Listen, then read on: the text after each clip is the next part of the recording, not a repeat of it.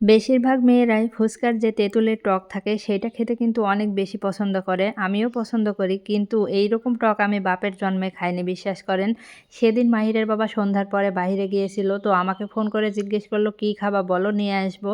তো আমি ওকে বলেছি, "আমার জন্য ফুচকা নিয়ে এসো।" তো সত্যি, সত্যি ও দেখছি আমার জন্য ফুচকা নিয়ে এসেছে।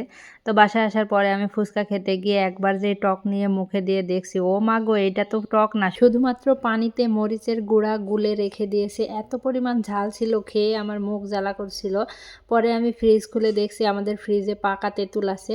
সাথে, সাথে আমি ওই পানির মধ্যে কয়েক টুকরা তেঁতুল দিয়ে টক বানিয়ে নিলাম আর মজা করে ফুচকাগুলো খেলাম। তাছাড়া ফুচকার আলু ভর্তাটা কিন্তু অনেক মজার ছিল আর ফুচকার টকটা বানিয়ে নেওয়ার পরে অনেক মজা হয়েছিল। আর আমি অনেক জায়গায় ফুচকা খেয়েছি কিন্তু এইরকম টক আমি কোনোদিনও খাইনি। নতুন অভিজ্ঞতা হলো। তো আমার ফুচকা খাওয়া দেখে কোন, কোন আপুদের জিভে পানি আসছে অবশ্যই কমেন্ট করে জানাবেন। আর আমি কিন্তু একজন ফুচকা লাভার। আপনারা কে, কে ফুচকা খেতে পছন্দ করেন অবশ্যই কমেন্ট করে জানাবেন। ধন্যবাদ সবাইকে।